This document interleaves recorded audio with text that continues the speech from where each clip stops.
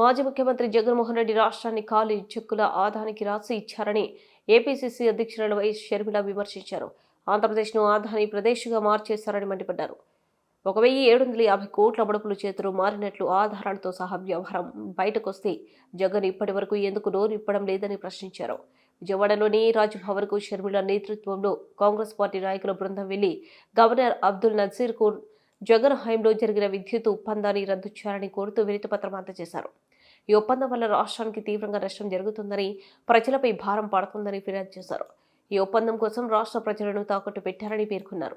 వచ్చే 25 ఏళ్ల పాటు ఒప్పందం అంటే రాబోయే తరాన్ని కూడా తాకట్టు పెట్టినట్లేనని తమ ఫిర్యాదులో పేర్కొన్నారు.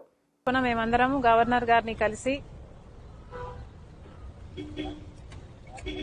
ఇటీవల బయటపడ్డ అదానీ గ్రీన్ గారి సోలార్ పవర్ డీల్ లో జరిగిన అవినీతి గురించి గవర్నర్ గారికి చెప్పడం జరిగింది. ఈ డీల్ వల్ల ఆంధ్ర రాష్ట్రానికి కూడా నష్టం జరుగుతుంది అని చెప్పడం జరిగింది. కాబట్టి ఈ డీల్ని స్క్రాప్ చేయాలని అడిగాము. దీని మీద ఎంక్వైరీ జరగాలని అడగడం జరిగింది. ముఖ్యమైన విషయం ఏమిటి అంటే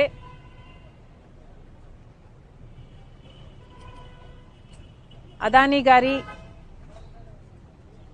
ఈ డీలు ఆంధ్ర రాష్ట్రంలో చేసుకున్న ఈ డీల్ వల్ల నష్టపోయేది ఆంధ్ర రాష్ట్రం. ఈ భారం పడబోయేది ఆంధ్ర రాష్ట్ర ప్రజల మీద. కానీ లాభం మాత్రం అదానీ గారికి. ఇది ఎక్కడి న్యాయమని అడుగుతున్నాం. కేవలం అదానీ గారికి లాభం చేకూర్చడానికి చేసిన ఈ డీల్లో ఆంధ్ర రాష్ట్ర ప్రజలను తాకట్టు పెట్టడం జరిగింది. ఇది న్యాయమేనా? అది కూడా ఈ డీలు రాబోయే 25 సంవత్సరాల వరకు ఈ డీలు వర్తిస్తుంది అంటే ఈ తరమే కాదు వచ్చే తరానికి కూడా తాకట్టు పెట్టినట్టు దీని అర్థం కాదా? కేవలం ఒక్క అదానీకి మేలు చేయటానికి ఆంధ్ర రాష్ట్రాన్ని, ఆంధ్ర రాష్ట్ర ప్రజలని తాకట్టు పెట్టి వాళ్ళకు నష్టం వచ్చినా పర్వాలేదు అన్న రీతిలో ఆలోచన చేశారు. ఇలాంటి డీలే అదానీ గారి కంపెనీ సెకీ ద్వారా గుజరాత్ ప్రభుత్వం ₹99 కుదుర్చుకుంటే